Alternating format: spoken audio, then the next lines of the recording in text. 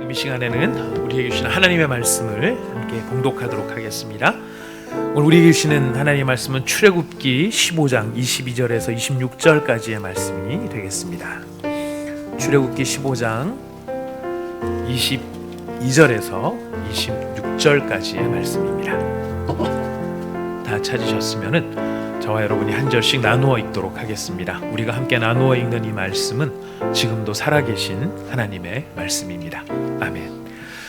모세가 홍해에서 이스라엘을 인도하매 그들이 나와서 수르 광야로 들어가서 거기서 사흘 길을 걸었으나 물을 얻지 못하고 마라에 이르렀더니 그곳 물이 써서 마시지 못하겠으므로 그 이름을 마라라 하였더라.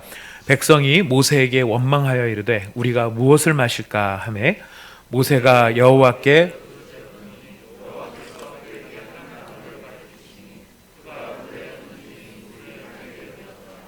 여기서 그들을 위하여 법도와 율례를 정하시고 그들을 시험하실세. 함께 읽겠습니다. 이르시되 너희가 너희 하나님 나 여호와의 말을 들어 순종하고 내가 보기에 의를 행하며 내 계명에 귀를 기울이며 내 모든 규례를 지키며 내가 애굽 사람에게 내린 하나도 너희에게 내리지 아니하리니 나는 너희를 치료하는 여호와임이라. 아멘. 너희를 치료하는 여호와 하나님. 오늘 치료하시는 하나님이라고 하는 제목으로 저희가 본문의 말씀을 통해 우리에게 주시는 하나님의 말씀을 듣기를 원합니다. 여러분, 출애굽기 15장 22절부터 26절 우리가 읽은 이 마라의 쓴물 사건 바로 앞에는 15장 1절부터 21절까지 너무나 놀랍게도 모세의 노래와 미리암의 노래가 기록이 되어 있습니다. 이 모세의 노래와 미리암의 노래는 찬양입니다. 이 찬양은 감격과 영광 속에서 부르는 찬양이었습니다. 모세가 노래를 부르고 모세의 누이인 미리암이 노래를 부를 수밖에 없었던, 소고를 치며 노래를 부를 수밖에 없었던 그것은 바로 그들이 홍해가 갈라져서 홍해를 건너왔고 그 홍해를 건넌 다음에 이 이스라엘 백성들을 추격해오던 애굽의 모든 군사들이 그 물에 도로 다 빠져서 죽는 어마어마한 사건을 이 사람들이 지금 경험한 다음이었기 때문입니다. 상상도 못한 사실 어마어마한 일이죠. 홍해가 갈라지고 물의 벽이 양쪽에 저쪽에 설 만큼, 물의 벽이 설 만큼 아주 어마어마하게 깊은 그런 바다를 통과해 오면서 세상에 다른 사람한테 야 바다가 갈라졌어 그러면 우리나라의 진도에 가면은 이렇게 썰물 때 바다가 이렇게 좀 갯벌이 드러나도 뭐 그걸 모세의 기적이라고들 이야기를 하면 그런 식의 기적이 아니고 바다가 한가운데에 길이 나는 그런 어마어마한 일. 그래서 누구한테 얘기를 해도 아무도 믿지 못할 만한 그런 일이 벌어졌습니다. 그런 일로 인해서 그들은 죽을 뻔하다 살아나죠. 구원을 받은 것입니다. 죽을 뻔하다 살아난 이 감격 속에 이제 다 죽어서 죽었구나, 이젠 죽었구나 했던 그 상황에서 이젠 살았구나 이 상황이 되다 보니까 얼마나 기뻤던지 모세가 노래를 합니다. 80살 먹은 할아버지께서 지팡이를 손에 잡으시고 하나님 앞에 이렇게 찬양을 합니다. 여러분, 이런 노래할 때 내가 여호와를 찬송하리니 모세가 내가 여호와를 이렇게 할아버지들 목욕탕에 들어가셔서 시조 읊으시듯이 그렇게 찬양하지는 않으셨을 거예요. 아마 기뻐하시면서 본인이 할 수 있는 대로 뛰면서 달리면서 아마 이런 노래를 찬양하지 않았을까 싶습니다. 그런 증거가 미리암도 나중에 그 아론의 누이이고 모세의 누이인 미리암도 소고를 치면서 여인들과 함께 이렇게 춤추고 뛰었다는 것을 보게 되면 이들이 경험했었을 그 구원의 영광이라고 하는 것은 어마어마한 정말 대단히 놀라운 바로 그런 사건을 지금 이 사람들은 경험했다는 것입니다. 그런데 정말 이 홍해가 갈라지는 것만큼이나 참으로 놀라운 것은 무엇이냐면 모든 백성들이 환호성을 지르고 춤을 추고 할아버지도 춤추게 만들 만큼 어마어마한 이 놀라운 기적이 있은지 불과 3일 만에 그들이 순식간에 변해버린다는 것, 이것 또한 홍해가 갈라지는 것만큼이나 사실은 어마어마하게 놀랄 만한 일이 아닌가 싶습니다. 이 모세의 찬송 미리암의 찬양이 끝난 다음에 이제 이스라엘 백성들은 시내산으로 향한 여정을 가게 됩니다. 애굽에서 나와서 이제 목표가 있어요. 궁극적인 목표는 가나안 땅이지만은 그 땅에 가기 전까지 하나님께서 먼저 수도 없이 그 모세를 통해서 바로에게도 진술하게 하셨는데 우리 하나님의 시내산 앞으로 가야 된다라고 하는 것이 이 사람들의 1차적인 목표였습니다. 이 출애굽을 한 곳으로부터 시작해서 시내 광야를 가로질러 시내산까지 가게 되는 여정은 약 3개월의 여정을 필요로 했습니다. 이 3개월 동안에 이스라엘은 4가지 사건을 경험을 하게 되는데요. 이 4가지 사건, 그리고 이 4가지 사건 속에 나타나는 이스라엘의 동일한 반응, 이것이 이 14장부터 17장까지 차례차례 소개가 되고 있습니다. 여러분, 먼저 홍해를 마주하고 바로의 군대가 뒤쫓아올 때 이스라엘 백성들이 어떠했는가를 잠깐 보실까요? 우리 14장, 15장 여러분 찾아놓으신 본문에서 한 장만 앞으로 가시면 14장 10절 말씀, 11절 말씀, 12절 말씀 있는데 같이 한번 읽어보도록 하겠습니다. 시작. 바로가 가까이 올 때에 이스라엘 자손이 눈을 들어본즉 애굽 사람들이 자기들 뒤에 이른지라. 이스라엘 자손이 심히 두려워하여 여호와께 부르짖고 그들이 또 모세에게 이르되 애굽에 매장지가 없어서 당신이 우리를 이끌어내어 이 광야에서 죽게 하느냐? 어찌하여 당신이 우리를 애굽에서 이끌어내어 우리에게 이같이 하느냐? 우리가 애굽에서 당신에게 이른 말이 이것이 아니냐? 이르기를 우리를 내버려 두라. 우리가 애굽 사람을 섬길 것이라 하지 아니하더냐? 애굽 사람을 섬기는 것이 광야에서 죽는 것보다 낫겠노라. 예. 이스라엘이 가지고 있는 본심이 막 드러납니다. 우리 이렇게 하나님 앞에 나가서 하나님의 백성이 되고 이러는 것보다 애굽 사람을 그냥 섬기다가 그 애굽에서 그냥 누리다가 사는 것이 훨씬 낫다. 이런 이야기들을 하게 됩니다. 이것이 하나의 에피소드고요. 두 번째 에피소드가 우리가 읽은 이 마라의 쓴물 사건입니다. 여러분 15장 23절 다시 돌아옵니다. 15장 23절 24절 두 절을 읽어봅시다. 시작. 마라에 이르렀더니 그곳 물이 써서 마시지 못하겠으므로 그 이름을 마라라 하였더라. 백성이 모세에게 원망하여 이르되 우리가 무엇을 마실까 하매. 예. 자, 쓴물 때문에 이스라엘 백성들이 모세에게 원망을 하죠. 그리고 바로 넘어가서 16장입니다. 16장 1절부터 4절을 같이 읽어보겠습니다. 시작. 이스라엘 자손의 온 회중이 엘림에서 떠나 엘림과 시내산 사이에 있는 신광야에 이르니 애굽에서 나온 후 둘째 달 15일이라.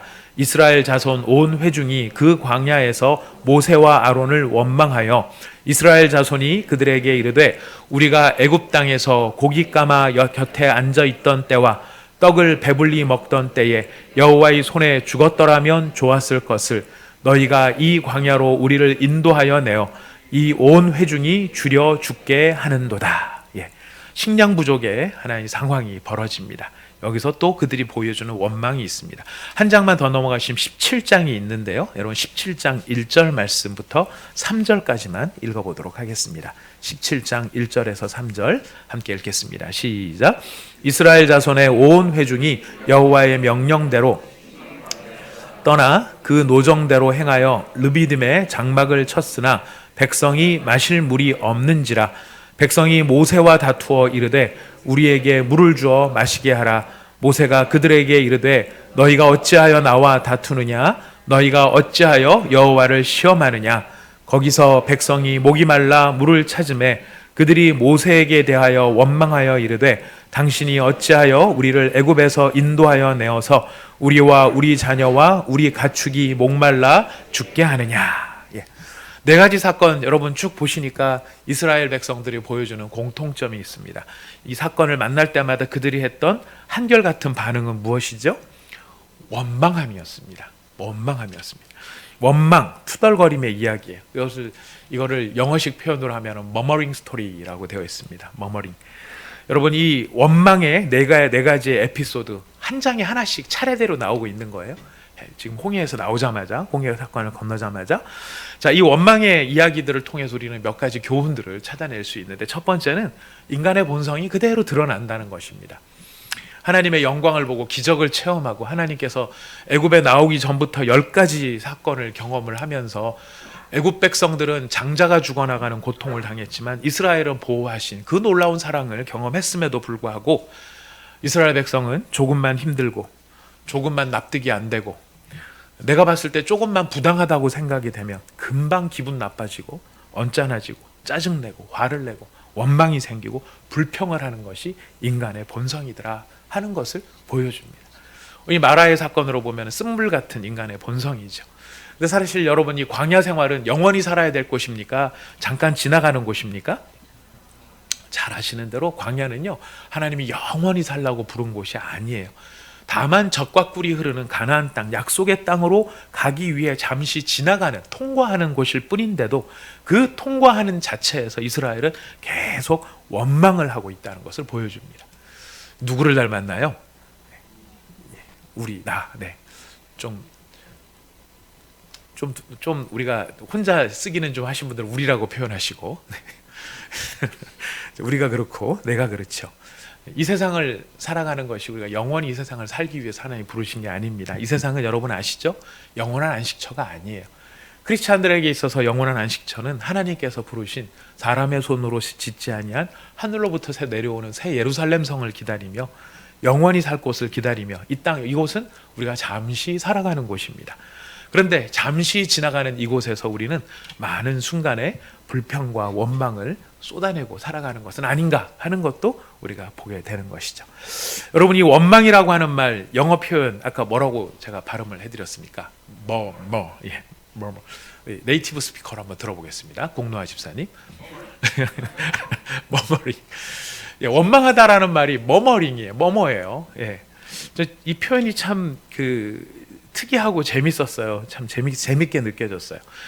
이 마크 우주라는 사람이 지은 책에 보면 프랑스 아이처럼 핀란드 부모처럼이라는 책이 있습니다. 거기에 보면 아이들의 발달 과정에 이 발음하는 이야기가 나오는데요. 발음에 대한 이야기 소개를 하는데, 이 로만 야콥슨이라고 하는 러시아 언어학자가 있습니다. 이 사람이 이런 얘기를 한 걸 적어놨어요. 어느 나라 아기든 간에 미국에서 태어났든 중국에서 태어났든 한국에서 태어났든 아프리카에서 태어났든 어느 나라에서든 아기들이 내기가 가장 쉬운 소리가 뭐냐면은 입을 살짝 벌리면서 내는 모음 소리래요. 입을 살짝 벌리고 이렇게 내는 게 제일 쉽대요. 쉬울 수밖에 없겠죠. 왜냐하면 아이들한테는 근육이 없는데 근육 없이도 발음할 수 있는 말이 입을 살짝 벌리면서 내는 모음 소리겠죠.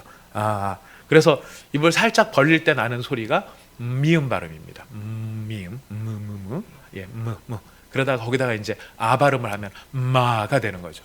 그래서 세상의 모든 아기들이 처음부터 외국어 방언을 배우는 게 아니고 모든 아기들이 다 똑같이 내는 한결같은 소리가 뭐냐면은 이런 소리를 많이 낸다라는 거예요. 그래서 이제 엄마들은 엄마를 부른다고 생각을 해서 이제 아자 발음은 다 엄마죠. 어느 나라든 mother, 마마, 엄마 이렇게 해서 엄마를 다 부른다고 생각을 해요. 그래서 마마는 엄마가 됐는데 마랑 똑같이 마만큼이나 쉬운 말이 뭐예요. 그죠?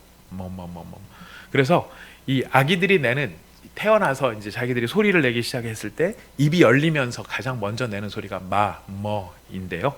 이것을 일컬어서 머머링이라고 하는 이 말을 영국에 있는 목사님 한 분이 참 재밌게 해석을 하셨더라고요. 인간은 입이 열리는 순간부터 원망하며 살아간다. 그래서 머머링이래요. 입이 열려서 소리를 낼 줄 알면 그 소리 가운데 내기 시작하면서 하는 이야기가 엄마를 찾는 소리 아니면은 불평하는 소리.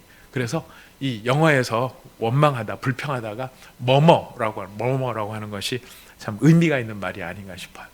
이게 영어 표현만 그런 줄 알았더니 저도 따져보니까 한국도 그래요. 한국도 보면 그래서 이렇게 말하는 한국식 표현도 가능하지 않나 이런 생각들이 듭니다. 이 네 가지의 사건들을 경험하면서 인간이 보여주는 공통적인 모습, 인간이 입만 열면 나오는 이야기는 불평과 원망이더라 하는 것이에요. 근데 불평과 원망만이 있는 게 아니고 사실 이 네 가지의 에피소드에는 무엇이 있느냐면 역설적으로 이 사건들을 통해 하나님이 어떤 분인가를 배워가는, 하나님을 알아가는 과정이기도 합니다. 이스라엘 백성들이 애굽에서 10가지 사건을 경험하고 홍해가 갈라지는 일들을 경험했음에도 불구하고 그들은 하나님에 대해서 더 많이 알 필요가 있었던 것 같아요. 하나님의 성품과 하나님의 능력에 대해서. 그래서 물이 없을 때 물을 공급해 주시고 먹을 것이 없을 때 만나를 내려 주시고 또 이 이스라엘 백성들이 살아가야 하는 모든 삶 속에서 하나님을 의지하기만 하면 물 걱정을 하지 않아도 된다라고 하는 것을 알려주실 만큼 하나님께서 이런 기적들을 보여주시는 것을 나타내 줍니다. 근데 더불어 또한 이 광야에서 지금 시내산까지 가야 되는 이유가 있어요. 시내산을 하나님이 왜 자꾸 시내산으로 부르셨냐면은 시내산에서 언약을 체결하기 위해서 지금 이스라엘 백성을 부르시는 거거든요. 그러니까 지금 시내산까지 가는 과정은 어떤 의미가 있냐면 언약을 체결하기 위한 준비 과정인 거예요.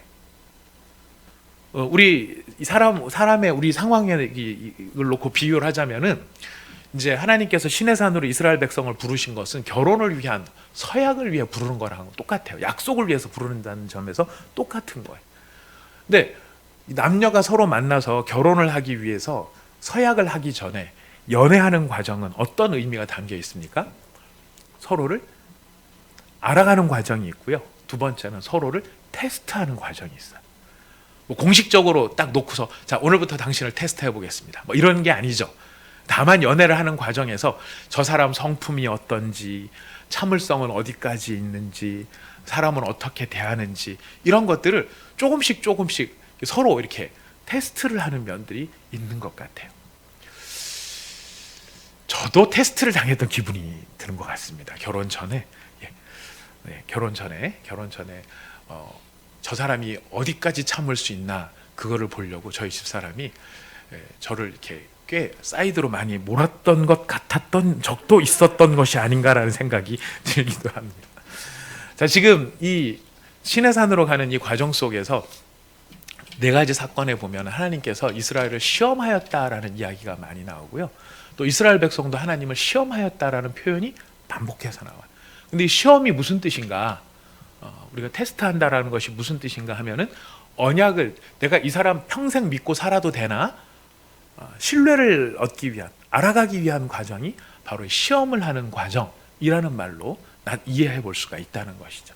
그러니까 이스라엘 하나님은 지금 하나님의 영원한 신부로서 하나님의 백성으로서 이스라엘 백성들이 적합한가에 대해서 계속해서 네 가지 사건을 통해서 이제 하나님께서 이스라엘 백성들의 본성을 보여주시는 것이고요. 이스라엘 백성은 우리 하나님이 내가 이 하나님을 죽을 때까지 믿고 살아도 되는 영원한 하나님인가를 지금 확인해보는 바로 그런 자리가 되는 것이 이 네 가지 머머링 스토리에 담겨있는 이야기라는 것입니다. 서로 실망을 많이 했을까요? 서로 신뢰가 많이 들었을까요? 네, 실망도 하면서 그러면서 서로 또 알아가는 그런 면도 따라왔던 것 같습니다. 자, 이런 목적이 여기에 깔려 있다는 것을 여러분 염두에 두시고 오늘 우리 마라의 쓴물 사건을 우리가 이해해 볼 필요가 있습니다. 그런 인간의 원망, 또 하나님을 알아가는 것, 또 서로 간에 서로 신뢰할 수 있는 과정으로 가기 위한 시험의 과정 속에서 하나님께서 지금 보여주신 이스라엘 백성이 경험하는 이 홍해를 건넌 다음에 경험하는 이 사건이 바로 이 쓴물을 만나는 사건이었습니다. 지금 여러분 읽어보신 본문에 보니까 수르 광야를 지났다라고 되어 있어요. 그 수르라고 하는 말은 벽이라는 뜻입니다. 벽. 이 벽이라는 말은 그 광야에 벽을 세워놓은 것인데 그 벽을 왜 세워놨느냐면 이 아시아인들이 이집트로 침입해 들어오는 것을 막기 위해서 이집트의 여러 왕들이 수에즈만 동쪽에다가 성벽을 건축을 한 역사가 있습니다. 중국으로 말하면 만리장성을 쌓은 거랑 비슷한 거예요. 애굽의 왕들이 이 아시아 쪽에서부터 내려오는 바로 그 아시아인들의 침입을 막기 위해서 거기다가 통치자의 성벽이라고 하는 벽을 세운 기록이 있습니다. 이 역사가 주전 한 2700년 전, 지금으로부터 한 5000년 전쯤에 이미 애굽에서는 아시아인들의 침입을 막기 위한 성벽을 세웠는데 바로 그 성벽을 세운 곳이 수르 광야라고 알려져 있습니다. 그래서 이 광야를 통과를 해가지고 3일 동안 지나가는데 안타까운 것은 3일 동안 물을 찾지 못한 거예요.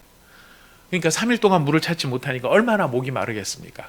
더군다나 거기 여러분 우리 잘 알고 있죠. 최소 얼마 인구가 지금 이동을 하고 있냐면은 200만 정도의 인구가 이동을 하는데 3일 동안 물을 못 찾으니 여러분 사실 힘들고 어려운 것은 분명히 있었을 것입니다. 그 성경학자들은 대략 이때 한 70km 정도를 행진해 간 게 아닌가라는 이야기를 해요. 자, 그러다가 뭐를 발견했습니까? 물을 찾은 거예요. 얼마나 기뻤겠습니까? 3일 동안 물을 얻지를 못해서 그들이 이렇게 비축해 있었던 모든 물까지도 다 이렇게 소진되고 아무 이 진영 200만 명 가운데 물이 한 방울도 어쩌면 안 남아 있을 만한 그런 절망적인 상황에 마침내 물을 찾은 거예요. 문제는 뭡니까? 그 물이 쓴물이었다라는.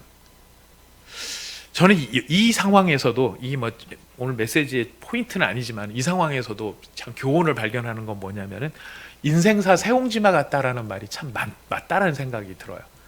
왜냐하면 그렇게 물을 찾고 물을 간절히 원했는데 막상 물을 찾고 보니 그 물이 무슨 물이에요? 쓴물이에요. 물을 딱 찾았을 때는 얼마나 좋았을까요?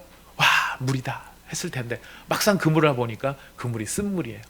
제가 왜 이게 인생사 새옹지마 같다라고 생각이 들었냐면 제가 예전에 있던 교회 청년부들 사역을 했었을 때 많은 청년들이 기도 제목이 뭐냐면 배우자 기도 제목. 3년부터 시작해서 10년, 20년을 기도를 해온 사람들이 있어요. 막 기도를 하다가 배우자를 만난 거예요. 여러분 그때 결혼식 할 때 한 10몇 년씩 20몇 년씩 돼갖고 40 다 되신 분들 막 이렇게 해서 결혼식 주례를 이렇게 하다 보면 그들의 얼굴이 얼마나 환한지 얼마나 좋은지 몰라요. 여러분 아시죠?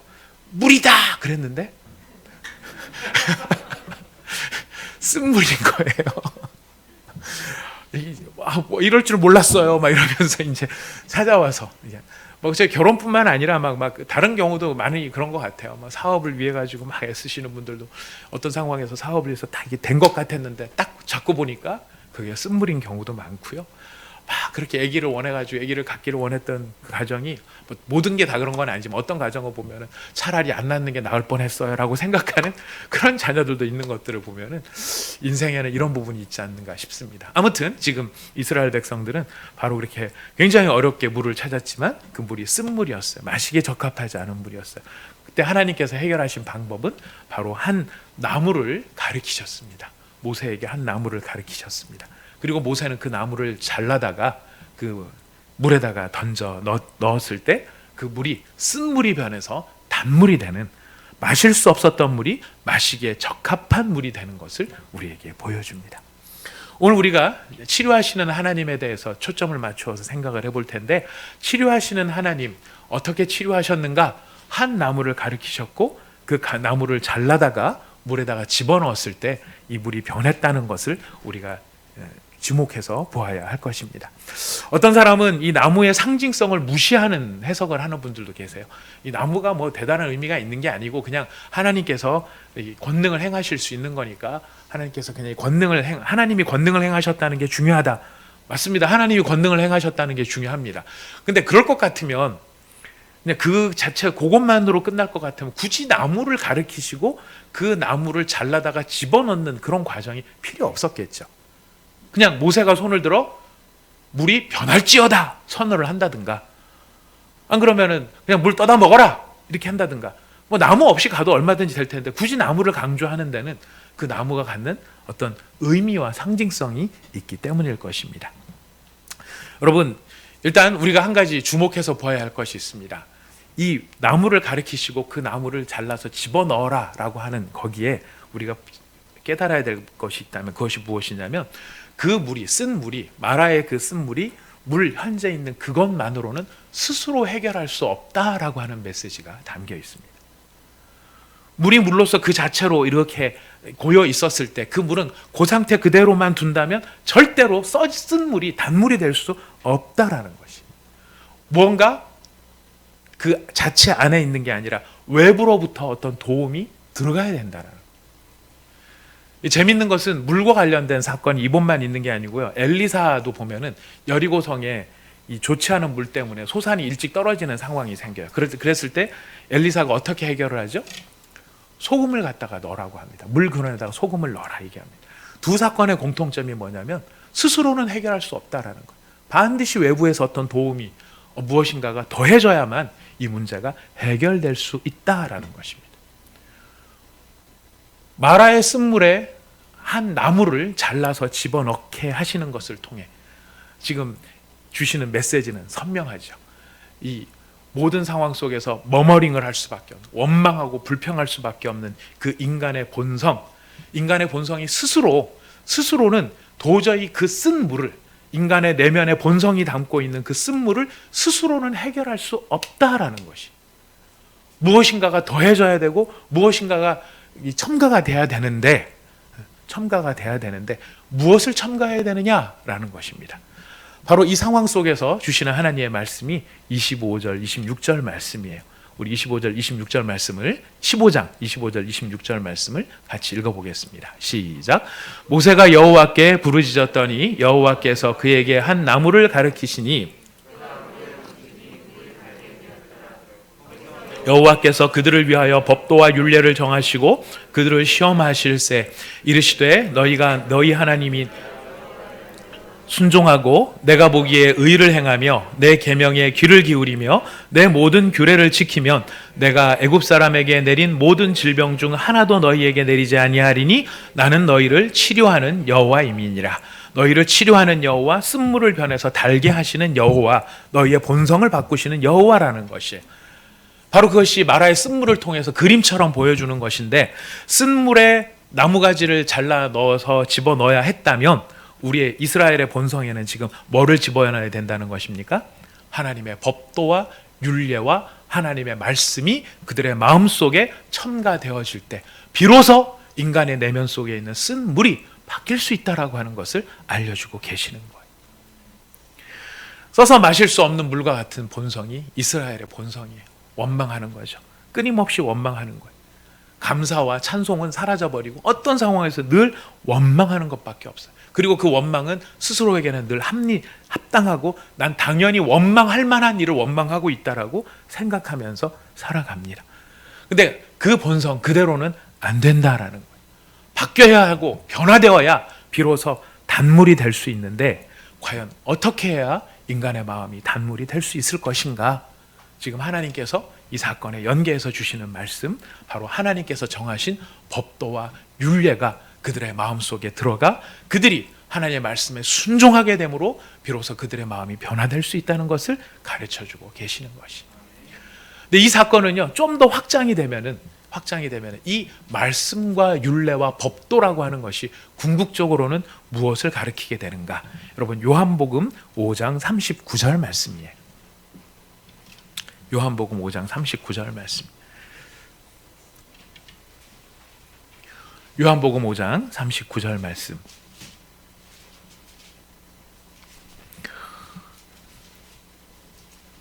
요한복음 5장 39절 말씀. 네, 다 찾으셨으면 한 목소리 읽어보겠습니다. 시작. 너희가 성경에서 영생을 얻는 줄 생각하고 성경을 연구하거니와 이 성경이 곧 내게 대하여 증언하는 것이니라. 누구에 대해서 증언하는 것입니까? 예수님에 대해서 증언하고 계십니다. 구약시대 때 시내산으로 향해서 갈 때에는 하나님의 율례와 법도를 따라 그들의 마음속에 이 말씀이 집어넣어져야 이스라엘의 그 원망의 본성을 통제할 수 있고 다스릴 수 있는 것이라고 이야기를 했다면, 이것이 궁극적으로 하나님의 율례와 법도가 가리키는 궁극적인 대상이 누구입니까? 예수 그리스도인 거예요. 인간의 내면과 죄된 본성의 자리에 예수 그리스도가 들어오셔야만, 그 예수님이 우리의 마음속에 들어오셔야만 우리 인간 내면의 쓴물이 변해서 단물이 되는 것입니다. 죄인이 변해서 의인이 될 수 있다는 것이. 근데 여러분, 우리가 이 교회 생활을 오래 하다가 보면은 예수님이 내 안에 계신지 안 계신지 이게 확실하지 않아도 그냥 다 교회를 다니면 그냥 예수님이 내 안에 계시겠거니 이런 생각이 들 수 있어요. 근데 언제 우리가 예수님이 내 안에 계신지 안 계신지를 확인하게 됩니까? 고난이 찾아왔을 때 그래. 어려움이 찾아왔을 때. 어려움이 찾아왔을 때 비로소 내 안에 진짜 예수가 계신지 안 계신지를 우리가 경험하게 된다는.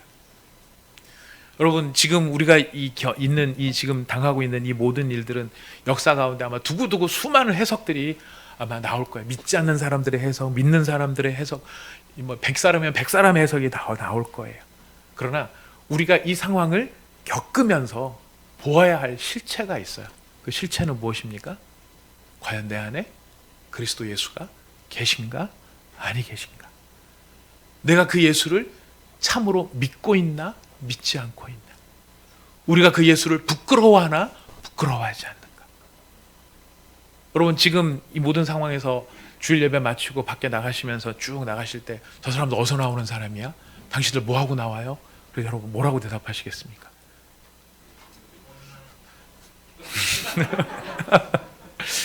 온사랑의 교회에서 나왔다고 하시겠습니까? 아니면은 설빙에서 나왔다고 하시겠습니까? 지금 뭐 제가 오해하지 말고 들어주십시오. 제가 우리 교회들이 무슨 방역을 하지 않겠다 아닙니다. 우리 방역 열심히 하고 있습니다. 이 바이러스 확산을 방지하기 위해서 최선을 다해서 우리가 협력하고 열심히 우리가 그것을 도와야 합니다. 그건 뭐 당연히 해야 될 일들인데요. 제가 지금 뭐 이연사 열심히 주장하는 건 뭐냐면은 방역은 반드시 해야 되는 것이지만은 아쉬운 게 뭐냐면 방역에 일관성이 있으면 좋겠다라는 거예요. 제가 생각하는 것. 이 교회에다가 이렇게 모여서 예배드리는 것이 사회적 거리 유지하지 않고 뭐를 하지 않고 그러니까 교회가 문제가 많다, 감염의 확산이 많다. 이제 그러면서 교회에 대해서 참 뉴스에서 다른 확진자들이 다른 경로를 통해서 확진되는 거는 많이 안 나와도 교회 관련된 사람이 나오면 그거는 계속 시간마다 나와요. 전 그게 너무 안타깝다라는 거예요. 왜냐하면 여러분 토요일 날 밤에 강남역 이쪽에 옛날 사랑의 교회 앞쪽에 가시면은 유명한 클럽들이 몇 개가 있습니다. 여전히 성업 중입니다. 지금도 토요일 날 밤에 줄 서서 들어가고요. 새벽에 사람들이 미어 터지게 나옵니다. 거기 마스크도 안 하고 이름도 안 써요. 우리 체온도 잘 안 재요. 예. 제 말은 뭐냐면은 거기도 똑같이 하게 해달라는 거예요. 안전하게. 그리고 교회가 그렇게 모였다 그래가지고 행정명령 내려서 벌금을 300만 원씩 때릴 것 같으면 다른 데도 똑같이 하게 해달라는 것입니다. 그런 면에서 일관성을 요구하는 것이지 교회가 지금 다르게 하자라는 게 아니에요. 지금 이 얘기가 왜 나왔어요? 네. 예수를 부끄러워하느냐 부끄러워하지 않느냐라는 것을 이야기하는 거예요. 지금 우리의 상황과 우리의 형편이요 참 묘하게 흘러가요. 교회를 다닌다, 예배를 드린다. 참 기가 막힌 얘기를 여러 개 듣는데요. 어느 우리 교회 말고 다른 교회 성도님이신데 그 금요일 날 거기는 구역 예배죠. 구역 예배를 드리려고 모여서 예배를 이렇게 세네 사람이 오고 찬송을 불렀더니 구청에서 찾아왔더래요. 앞집에서 민원을 넣은 거예요. 찬송 소리 난다고. 이 예배만 드리면 뭐가 되는 것처럼 사람들의 인식을 바꿔놓고 있다는 것이 굉장히 저는 무서운 이야기라고 생각이 듭니다. 자, 이런 상황 속에 우리가 점점 우리의 믿음을 어떻게 보면 숨기려 하거나 굳이 드러내려고 하지 않거나. 그래서 어제는 그런 얘기, 어젠가 그저께는 우리 권사님들 몇 분이 그런 걱정을 하셨다고 해요. 올 가을에 대각성 전도 집회를 할 수 있을까? 할 수 있을까요? 네. 전도하면 올까요? 네, 여기서 우리한테 던져지는 중요한 질문이에요. 우리가 이 사람을 변화시킬 수 있는 참된 능력은 오직 예수 그리스도뿐입니다. 죄인을 변해서 의인이 되게 하시는 것은 예수 그리스도 한 분밖에 없습니다. 마시지 못하는 쓴물을 변해서 마실 수 있는 단물로 만들 수 있는 그 능력도 오직 그리스도 예수 그분밖에 없다라는 것이에요. 여러분, 이 한 나무를 하나님께서 던져 넣으라 말씀하셨을 때 우리가 생각해 봐야 돼. 첫 번째 교훈은 그거예요. 스스로는 해결이 안 돼. 누군가가 안에다가 집어 넣어줘야 됩니다. 밖에서 어떤 도움이 있어야 됩니다. 한 나무의 도움이 필요했던 것이죠.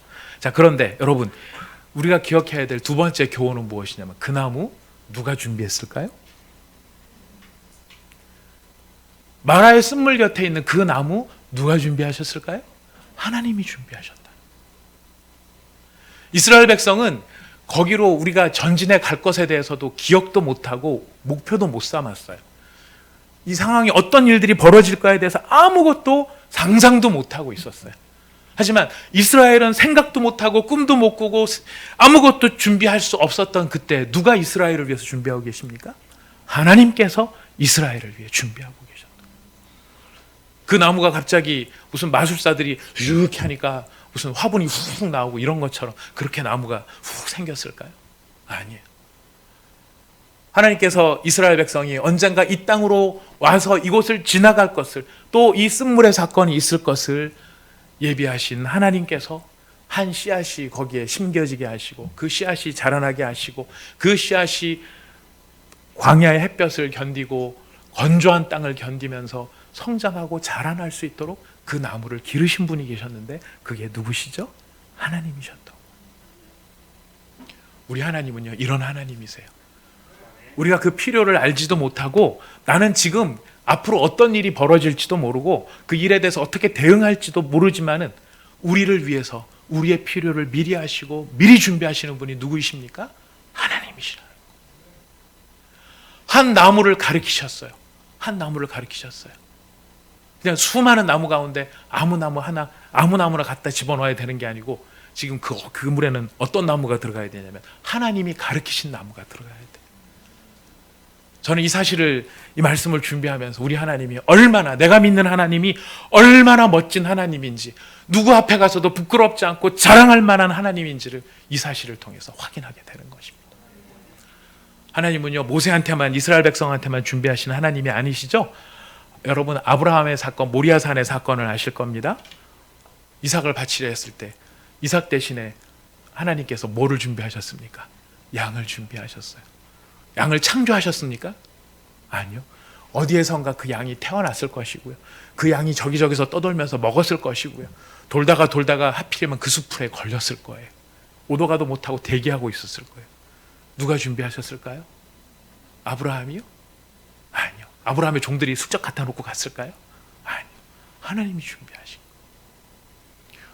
우리가 믿는 하나님은 우리의 모든 필요를 미리 하시고, 우리가 그 필요를 알지 못할 때 우리를 위하여, 또 그 우리를 위한다는 말 속에는 하나님의 뜻이 이루어지기를 위하여 큰 그림 가운데 미리 준비하시는 분이 우리 하나님 여호와 하나님이신 것입니다.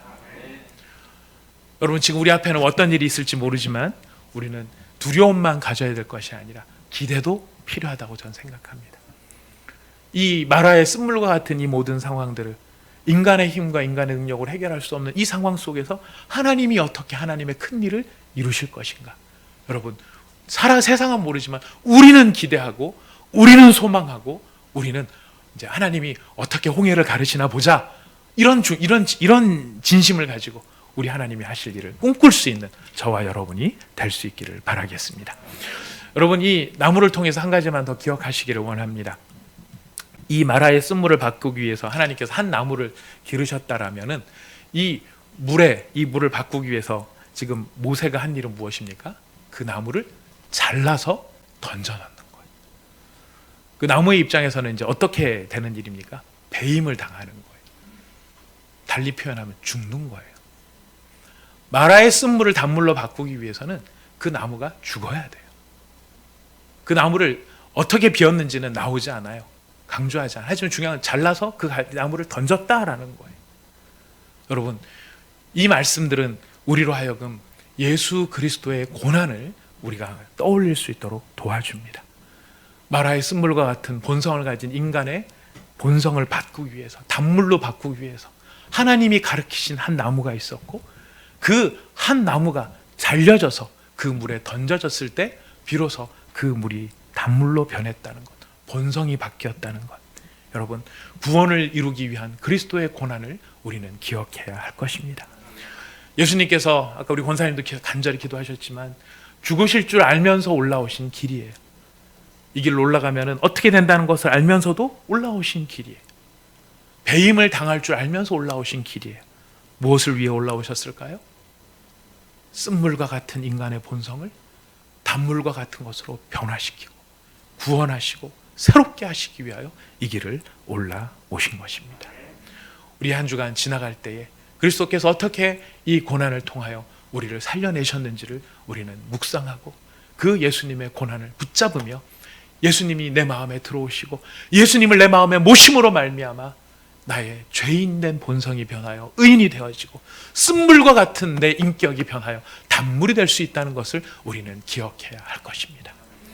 이 한 주간 이런 기억과 더불어 여러분, 우리가 해야 될 일이 있습니다. 우리가 해야 될 일이 어떤 일이냐면은 여러분 25절 15장 25절 말씀이에요. 15장 25절 우리 앞에 부분 24절 25절 24절 읽어봅시다. 시작. 백성이 모세에게 원망하여 이르되 우리가 무엇을 마실까 하매 모세가 여호와께 부르짖었더니, 거기까지만 읽도록 하겠습니다. 여러분, 모세는 자기가 마음대로 기적을 행할 수 있는 사람이 아니에요. 내가 막 이 물을 바꿀 수 있는 사람이 아니에요. 능력은 누구한테 있어요? 하나님께 있는 거예요. 그리고 내가 마음대로 누구를 고치고 뭐를 변화시키는 게 아니라 다 누가 하셔야 되느냐, 하나님의 명령대로 해야 되는 거예요. 하나님의 명령대로 움직이는 종이라는 것을 깨닫는 사람이 하는 게 뭔지 아십니까? 기도예요. 이 일은 내가 하는 게 아니고 하나님이 하시는 거예요. 그러니까 하나님이 하신다는 것을 아는 사람이 하나님 앞에서 보일 수 있는 행동이 바로 기도라는 것이. 여러분, 우리가 지금 온사랑의 교회가 35일째, 오늘 36일째 밤기도를 할 거예요. 어떤 때는 열심히 할 때도 있지만 어떤 때는 못 하셨을 수도 있어요. 하지만 우리가 못 할 때 누군가는 또 열심히 해서 서로가 그 기도의 자리를 지켜왔어요. 그 기도를 우리가 지켜온 이유가 어디에 있습니까? 이 일을 행하실 분은, 이 문제를 해결하실 분은 하나님밖에 없다는 것을 우리가 깨닫고 인정하기 때문이에요. 여러분, 지금 많은 현상들도 보지 않습니까? 미국의 사재기, 유럽의 사재기, 또 IT 기술도 양날의 검이 돼요. 지금 보니까요. 유발 하라리가, 이제 유발 하라리 아실 겁니다. 유대인 역사학자인데 요즘에 아주 뜨고 있는 역사학자예요. 책도 많이 베스트셀러로 많이 팔렸어요. 그 사람도 이 일이 변해서 이제 앞으로 이 코로나 바이러스 이후에 어떤 세상이 펼쳐질 것인가에 대해서 본인이 또 예견을 해보려고 한 게 있는데, 저 그거 읽으면서 속으로 씩 웃었습니다. 왜 웃었냐면, 이런 얘기는 나도 하겠다 싶어서 웃었는데요. 개인주의화가 될지 아니면 전체주의화가 될지 이 갈림길에 서 있다, 이런 이야기를 하면서 이 IT 기술이 어떻게 양날의 검이 되는가, 건강을 택할 것인가 자유를 택할 것인가, 이 기로에 서 있다라는 거예요. 그래서 건강을 택하자는 쪽에서 내 위치가 드러나고 내 모든 상황들이 다 드러날 수 있도록 이 IT 기술들이 그런 것들을 만들어내죠. 동선들을 다 파악하고 이런 것들을 하게 됩니다. 근데 여러분, 그게 건강을 위해서는 그렇게 할 수 있는데 결국 그건 뭘 포기한 일이죠? 나의 자유를 포기한 거예요. 개인정보를 다 포기한 일들이에요. 근데 이것이 임시적으로 지금 이런 상황에서 채택된 기술이지만은 역사에 보면은 임시로 하려고 했던 게 아예 고착화돼 버린 예가 한두 가지가 아닙니다. 이런 일들이 계속 이어진다라고 한다 그러면, 효율이라는 측면에 계속 이어진다라고 한다면은 IT 기술은 사람을 자유롭게 하는 것이 아니라 우리를 통제하는 통제 장치가 될 가능성도 배제할 수 없다는 것이죠. 그리고 또한 각국의 공권력이 폭력성을 정당화하고 있습니다. 잘 아시죠? 인도에서 매질하는 경찰, 그다음에 케냐에서는 총기를 난사해서 경찰이 아이까지 죽이는 일이 벌어졌고요. 어디입니까? 거기 남아공도 고무총을 쏴가지고 3명이나 죽었어요. 거리에 나돌아다니지 못하게 하기 위해서. 근데 그런 폭력성이 막 벌어지는데도 불구하고 그게 건강을 위해서는 그럴 수 있다라고 생각하는 생각들이 우리 가운데 늘어난다. 근데 그런 과정에서 또 이런 이야기들도 있었습니다. 국민일보에 나온 4월 1일자 기사인데요. 여러분 잘 아시다시피 미국이 지금 물자 부족 사태를 막 겪고 있어요. 굉장히 어려움을 겪고 있는데, 이 31일 날 미국 CNN에서 나왔던 기사라고 합니다. 매사추세츠의 심장병 전문의 세로시 에시레프 제뉴아, 이런 사람들 참 이름 어려운 사람이에요. 제뉴아라는 사람이 그 미네소타주에 있는 고속도로에서 속도 위반으로 경찰한테 잡힌 거예요. 단속에 걸렸어요. 단속 경찰이 브라이언 슈워츠라고 하는 사람인데, 이 제뉴아라는 사람의 면허증을 확인한 다음에, 아니 매사추세츠에 살고 있는 사람이 미네소타주까지 왜 왔느냐라고 물어보니까, 제뉴아가 자기는 미네소타주의 이 한 의료시설에서 보충 의료 요원으로 도와주기 위해서 왔다. 심장 전문의인데 도와주기 위해서 왔다. 그래서 매달 나는 여기를 찾고 있다 얘기를 했답니다. 그랬더니 슈워츠가 제뉴아 의사한테, 아니 환자를 돌봐야 될 의사가 이렇게 속도 위반을 하는 것은 무책임한 일입니다라고 경고를 했답니다. 그리고 경고한 다음에 속도 위반 고지서 대신에 마스크 5장을 건넸다 그래요. 이 제뉴아가 이게 의사죠. 의사, 경찰한테 지급되는 N95 마스크, 성능 좋은 마스크. 갑작스러운 호의에 이 사람이 눈물을 흘린 거예요. 너무 감격을 해가지고. 나보다 더 최일선 현장에서 일하는 경찰이 아무것도 묻지 않고 자신의 소중한 마스크를 요즘 마스크는 생명이에요. 요즘 마스크는 사랑이죠. 근데 이것을 건넸다라고 하는 것을 자신의 이제 페이스북에다가 올리니까 그것을 CNN이 보고 취재를 간 거예요. 그래서 이제 인터뷰를 하면서 사람들이 코로나 사태로 인한 두려움을 극복하기 위해서 마스크와 화장지에 기대고 있는데 이 경찰이 나에게 건네준 이 마스크는 나에게 힘이 되었다라고 이야기를 합니다. 그리고 이제 언론이 슈워츠를 찾아갑니다. 경찰관을 찾아가서 어떻게 그런 일을 하게 됐느냐라고 물어봤더니 이 경찰관이 자기가 면허증을 꺼내고 딱지를 떼려고 하는데 뭐가 보였냐면은 제뉴어라는 의사 선생의 가방이 열려 있는 것을 봤대요. 봤더니 그 안에 아주 낡은 헌 마스크가 들어있더래요. 그걸 보고 자기가 주지 않을 수 없었다. 이게 바로 미국에서 있었던 일이었습니다. 전 이걸 보면서 그렇구나. 아무것도 할 수 없다고 생각되는 그 상황 속에서도 뭔가 할 수 있는 일은 반드시 있는 거구나. 우리가 세상을 위해서 백신을 개발할 수 있겠습니까? 치료제를 개발할 수 있겠습니까? 우리가 할 수 있는 일은 아무것도 없어 보여요. 그냥 집 안에 있는 게 도와주는 것 같아요. 집 밖에 안 나가는 것만 해도 크게 도와주는 것 같아요. 근데 여러분, 우리가 할 수 있는 게 정말 없을까요? 있어요. 그게 뭔지 아세요? 우리만이 할 수 있는 일이 있어요. 기도예요. 기도예요. 기도는요, 세상을 바꾸는 하나님의 능력이 나타나는 것이 기도예요. 여러분, 그 사실을 믿으십니까? 우리에게는 이런 믿음이 있기 때문에 우리에게는 한 나무를 가리켜서 이스라엘 백성이 오기 전에 수십 년 전부터 한 나무를 심으시고 이스라엘을 위해 준비하신 하나님이 우리의 하나님이시고 그 하나님 앞에 부르짖을 때에 하나님께서 다 쓴물을 변해 단물이 되게 하시는 분이 우리 하나님이신 것을 우리가 알기에, 그리고 부르짖을 때 역사하시는 하나님인 것을 알기에 우리는 하나님 앞에 기도할 수 있는 사람들이 된 것이. 왜 자꾸 방에만 있으라고 할까요? 아멘. 우리를 골방으로 부르시는 하나님의 음성을 우리가 들을 수 있기를 원합니다. 싫어도 골방으로 들어가야 되잖아요. 그렇지 않아요? 우리 이제 내일부터 한 주간 고난주간 특세를 하게 됩니다. 여러분, 그냥 여러 상황 속에 참 심경이 복잡해요. 이 특세를 이렇게 진행하는 것이 여러 심정이 복잡한데 전 복잡한 심정 다 내려놨습니다. 딱 하나입니다. 형태가 어떻든 모양이 어떻든 하나님이 지금 골방으로 우리를 부르시는 거구나. 그렇다면 그 자리를 지키고 그 자리에서 하나님 앞에 기도할 수 있으면 우리는 모세와 같은 역할을 할 수 있는 거구나. 그렇다면 하나님이 한 나무를 가르치실 것이고 하나님이 준비하신 그 일이 세상을 구원하는 역사로 나타나게 될 줄 믿습니다. 이런 하나님, 치유하시는 하나님을 우리가 바라보면서 하나님의 역사를 우리 시대에도 체험할 수 있는 저와 여러분 꼭 되시기를 부탁드리겠습니다. 우리 같이 함께 기도합시다. 이 시간 우리 각자에게 주신 하나님의 말씀을 붙잡으면서 함께 기도했으면 좋겠습니다. 하나님이 어떤 하나님이신가? 우리의 삶 속에서 난 또 어떻게 반응할 수 있는가? 머머링으로, 원망으로 반응할 것인가? 아니면은 홍해를 가르신 하나님, 단물을 쓴물을 하나님께서 기적으로 바꿔 주옵소서라고 기대하며 찬양하는 사람이 될 것인지 선택도 지금 우리 앞에 있다고 생각을 합니다. 또 우리가 어떤 기도의 제목들이 있을 수 있을까요? 하나님께서 예비하여 두신 이 놀라우신 나를 하나님의 영광을 위해 준비하시는 하나님, 나의 삶 속에서 우리의 상황 속에서도 주께서 준비하신 구원을 보게 하여 주옵소서.